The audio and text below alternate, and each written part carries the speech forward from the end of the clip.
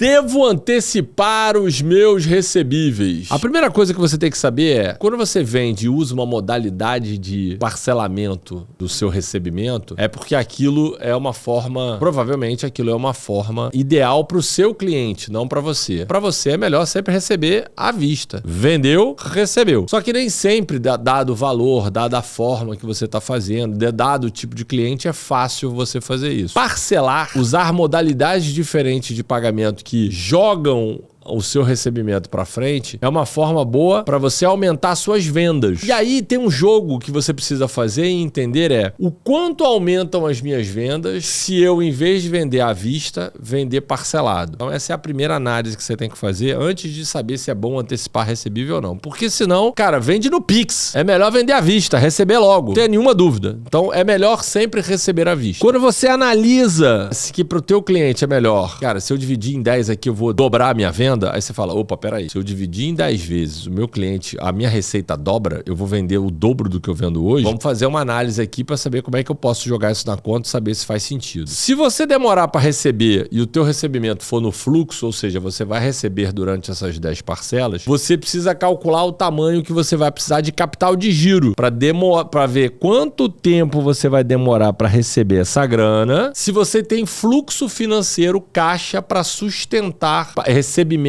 parcelado. É fácil de fazer essa conta? É relativamente simples e vai depender muito da quantidade de dinheiro que você tem na conta do capital de giro. Então a conta que você vai ter que fazer é quanto eu tenho que ter de dinheiro guardado e quanto eu vou conseguir remunerar esse dinheiro no tempo para esperar esse dinheiro entrar. Geralmente, operadoras de cartão de crédito te dão uma opção de antecipar o recebível e ele te cobra uma taxa por essa antecipação. Às vezes 2%, às vezes 0,5%, às vezes 0,9%, dependendo da sua relação com o banco, ele tem uma taxa de antecipação. Essa conta é uma conta estritamente financeira. Quanto de juros eu estou pagando e quanto de juros eu precisaria para pegar com o banco para poder fazer esse capital de giro. Quanto dinheiro eu vou precisar remunerar o meu caixa para fazer jus a essa antecipação, né? Então vou receber em 10 parcelas de 10. Ao antecipar, vou receber 90. Ou então eu vou ter no meu capital de giro para fazer a empresa rodar 40 pratas para poder esperar esse dinheiro ir entrando. Esses 40 dinheiros gastos ao longo dos próximos meses, eles vão entrando e eu vou pagando. Vou entrando e vou pagando. Aí eu vou recebendo e vou girando. Esses 40 pratas parados no caixa, eles também vão gerar um rendimento lá de alguma maneira. Isso é maior ou menor que essa conta de deixar eu esperar o dinheiro entrar ou antecipar a grana que vai fazer sentido pagar esse 10 dinheiros de juros? Faz sentido você fazer uma conta matemática financeira para ver se vale a pena fazer a antecipação de recebível. Tem uma outra conta, que é uma outra variável importante nessa história aí, é o seguinte, às vezes você até tem o capital de giro, mas se você tá com o teu preço do teu produto um pouquinho abaixo do mercado, se você subir o preço do seu produto e ele não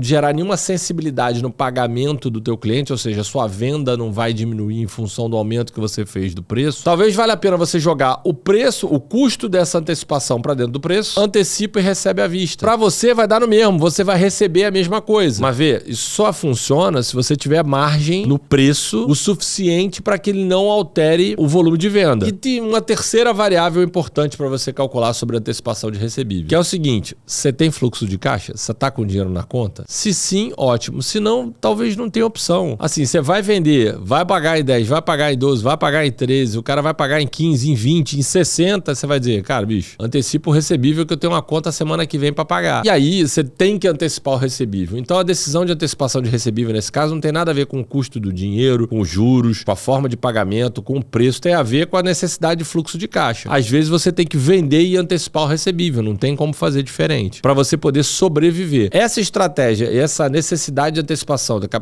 antecipação do recebível para cobrir capital de giro, ela precisa ser momentânea, ela não pode ser uma estratégia ad eterno, que vai chegar uma hora que isso não vai mais funcionar. É aquela história que eu chamo do empresário ciclista, né? Tá sempre pedalando. Ele tá pedalando o recebimento futuro para poder fazer a coisa funcionar agora. Antecipação de recebível, ela precisa ser analisada de maneira ampla. Necessidade de capital de giro, necessidade de pagamento de compromisso de curto prazo, quanto você tem de juros nessa operação financeira para antecipar o recebível e quanto é essa conta financeira de dividir o recebimento porque vai dobrar a sua venda. Estou dizendo dobrar a venda, vamos supor que você aumente em 40% se você parar de receber à vista e receber em 6 vezes. Cara, o custo de aumentar a sua venda em 4 vezes está mais do que coberto pela antecipação do recebível de 4 meses. Então vale muito a pena você dividir em 4 vezes e antecipar o recebível, que a sua receita financeira, a sua receita do seu negócio vai aumentar muito. Então antecipar recebível precisa fazer conta e entender a situação do caixa da sua empresa. Fui!